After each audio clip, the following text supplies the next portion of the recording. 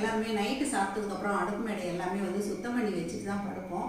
அதுக்குமே நான் கொஞ்சம் டிப்ஸ் எல்லாம் இன்றைக்கி சொல்கிறேங்க.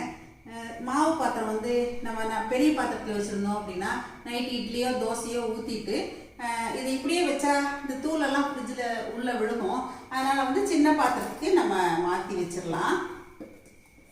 அப்புறம் பார்த்தீங்கன்னா சாப்பிட்ட பாத்திரம்லாம் எல்லாமே வந்து உள்ள சிங்கிலே போட்டு நான் நைட்டில் கழுவிடுவேன். அப்படி நம்மளால் கழுவ முடியல அப்படின்னு சொன்னால் கூட நம்ம ஒரு டப்பை எடுத்து வச்சுட்டு இதையெல்லாம் சும்மா வாஷ் பண்ணிவிட்டு அப்படியே அதில் போட்டு வச்சுட்டு மறுநாள் காலையில் நம்ம தேய்ச்சிக்கலாம். ஏன்னா அப்படியே போட்டோம் அப்படின்னா தான் நமக்கு வந்து கரப்பாம்பூச்சி வர்றது இதெல்லாம் உண்டாகுங்க. அதனால் நான் வந்து எப்பயுமே நைட்டு சாப்பிட்டதுக்கப்புறமா பாத்திரம் தேய்ச்சிட்டு தான் படுப்பேங்க. பாத்திரத்தைலாம் எப்பயுமே கழுவிட்டு ஸ்டாண்ட் வச்சு தான் கவுச்சுவேங்க. ஸ்டாண்டில் வந்து சாயங்காலம் பாத்திரம் எல்லாமே இருக்குது. அதனால் நான் வந்து இப்போ ஒரு டவல் விரிச்சிட்டு இந்த இடத்துல இப்போ கவுச்சு வைக்கிறேன். கொஞ்சம் அப்படியே காத்தோட்டமாக வச்சோம் அப்படின்னா உள்ளேயுமே எல்லா பகுதியுமே ஈரம் இல்லாமல் நமக்கு காஞ்சிருக்குங்க. நம்ம பாத்திரமெல்லாம் தேய்ச்சி முடித்த உடனே கொஞ்சம் நல்ல வெந்நீரை வச்சுட்டுங்க.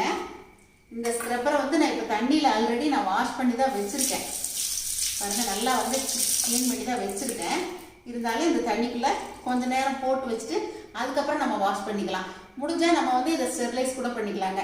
இந்த பாத்திரத்தை நான் ஒரு நாள் அடுப்பில் வச்சு குடிக்க விட்டுட்டேங்க. இந்த யூஸ்க்காகவே நான் இதை போட்டுட்டேன். இதுக்காகவே நம்ம ஒரு பாத்திரம் கூட போட்டுக்கலாம், தப்பு இல்லை. இது கொஞ்சம் நேரம் நல்லா ஊறினதுக்கப்புறமா நம்ம வாஷ் பண்ணிக்கிட்டோம் அப்படின்னா நல்லா ஹைஜீனிக்காக இருக்குங்க.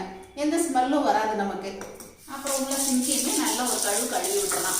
நான் வந்து சாப்பிட்டதுக்கப்புறம் கொஞ்சம் மாவாட்டை குடிச்சா நல்லா இருக்கும் அது. அதனால் நான் சாப்பிட்ட உடனே அந்த தோசை கல் மேலேயே நம்ம வந்து தண்ணி போட்டோம் அப்படின்னா அது நல்லா சூடாயிருங்க.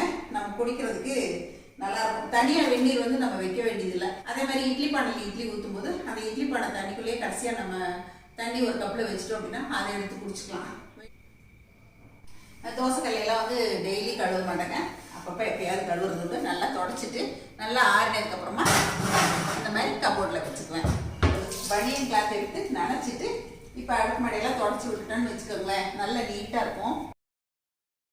நீங்கள் நிறைய பேர் கேட்குறீங்க, சரசமா எப்படி நீங்கள் இவ்வளோ நீட்டாக வச்சுக்கிறீங்க அப்படின்னு சொல்லிட்டு. இப்படிலாம் தாங்க நான் பண்ணுறேன். இந்த துடைக்கிற துணியையுமே நான் வந்து இந்த மாதிரி நல்லா வாஷ் பண்ணிடுவேங்க. கையில் கசக்கி விட்டு நல்லா வாஷ் பண்ணி விட்டு வெளியில் கொடியில் கொண்டு போய் காத்தோட்டமாக காய வச்சுருவேங்க. இந்த ஸ்க்ரப்பரை வந்து நான் ஒரு 4 மணி நேரத்துக்கு மேலேயே போட்டுட்டேன். இப்போ இதை எடுத்து நான் நல்லா வாஷ் பண்ணி வச்சுருவேன்.